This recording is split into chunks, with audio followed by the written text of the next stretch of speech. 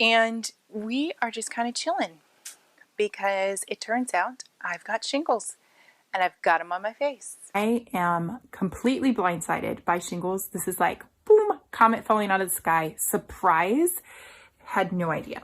I share this because I want you to be aware. I had no clue. On day 4, when I got in front of a doctor, he immediately looked at it and said, you have this, this, this. Like, he asked me some questions. He looked at it and said, you have shingles. I was like, shingles? What? And he said, did you ever have chickenpox? Yes, you have shingles. And that's how direct he was. And I was like, I don't understand. What is this? Turns out the virus was already living in my body. It has been living in my body since I was age 4 and contracted chickenpox. The same virus that causes chickenpox, and that presents, it's itchy, there are blisters all over your body, right? The same virus causes shingles. This is really interesting if you want to look at it as from a virus perspective. The virus lives inside of your nerves and somewhere inside of your body at some point for some people. You hear all this unknowns because there's not a rhyme or reason on who will get shingles. Just because you had chickenpox at some point in your life and the virus is living inside of your nerves, dormant, mind you, that means it's not doing anything right now. You're living your life as normal and you may live and die and never have an episode. That happens.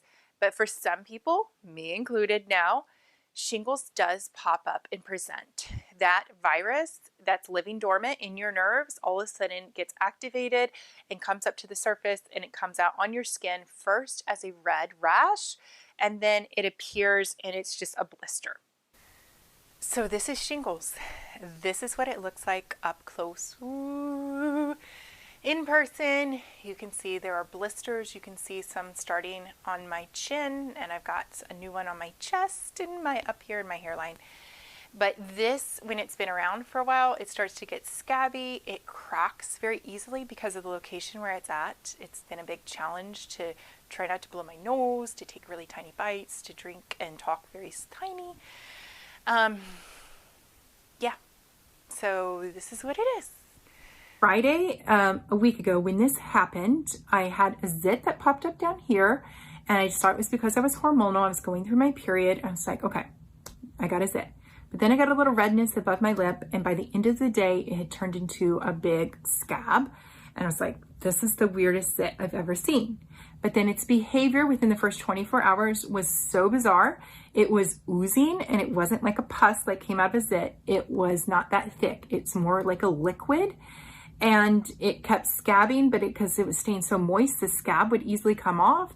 And at one point on Saturday, I just literally peeled off the whole upper part of my top, like between my lip and my nose.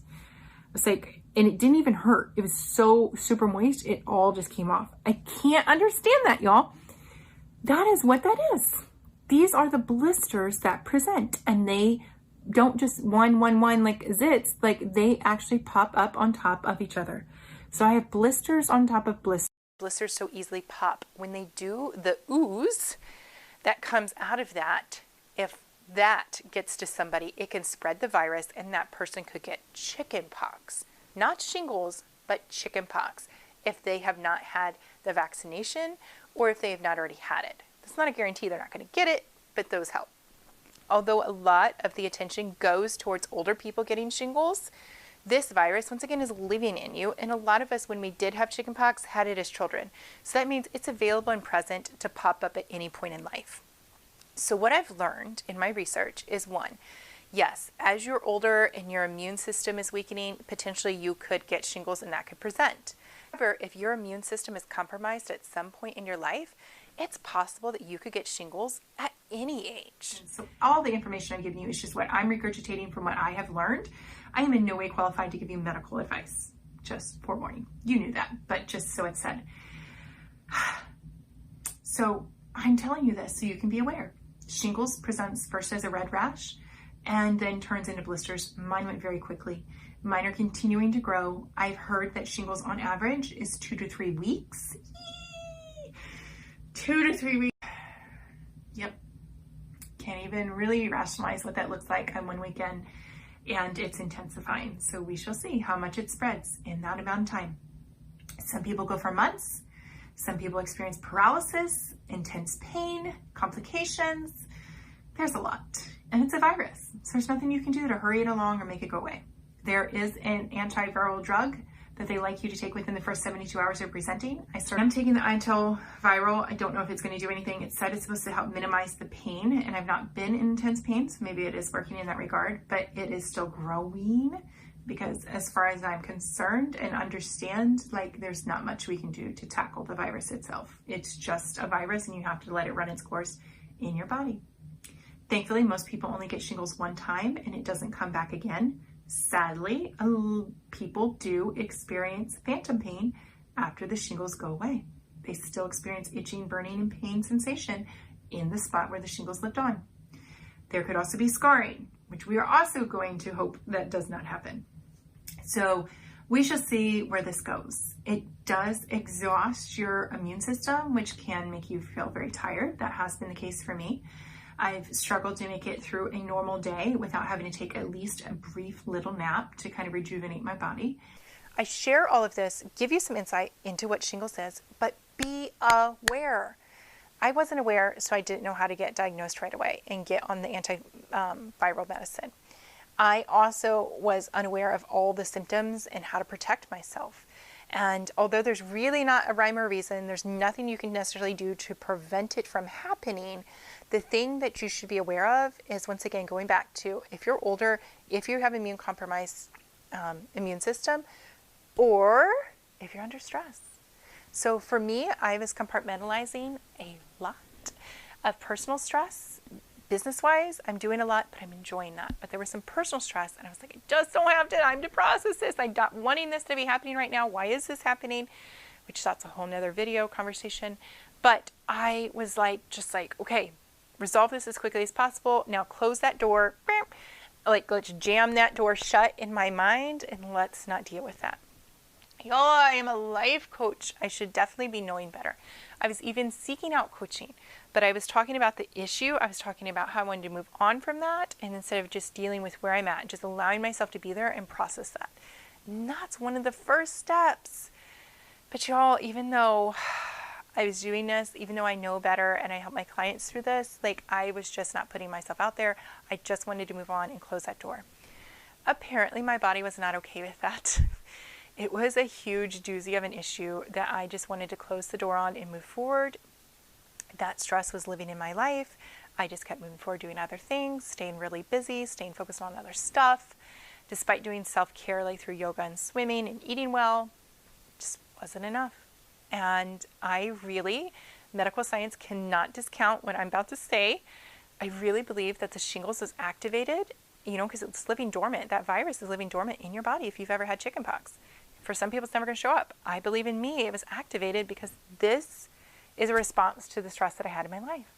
And this is right here on my face, so prominent, so out there, because this is my wake-up call. This is my warning sign from God that I need to be in touch with myself. I need to be working through these emotions. I need to be releasing them and letting Him carry the load for me.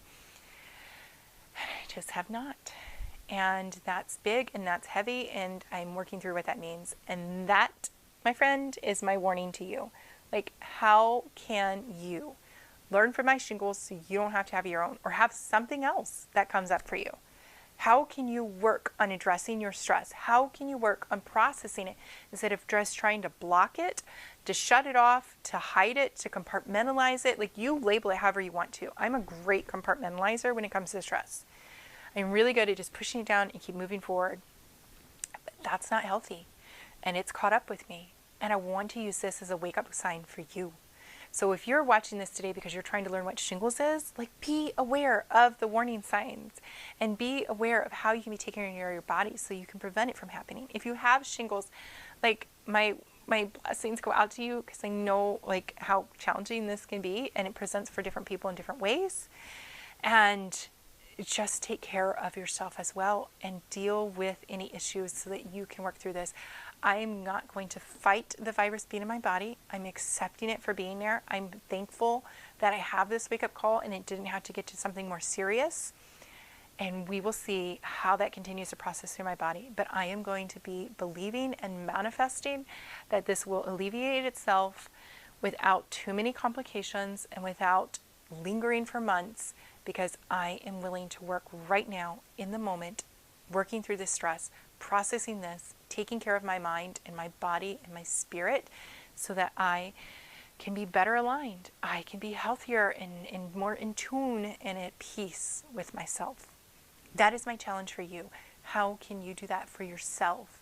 And how can you start to protect yourself and stay healthy? It's a lot, y'all. But once again, serving as a wake-up call, how can this be real for you? It's so real for me. But without you having to actually experience this in your own life, like, how can this be a wake-up call for you? If you want to talk about that, visit me over at unworthythoughts.com. Click on the blue button for the consult, and we will jump on a call and we will explore what's going on in your life and how you can start to experience and release some of the stress, the emotions, and the turmoil that you might be holding on to, so you don't have to have your own wake-up call.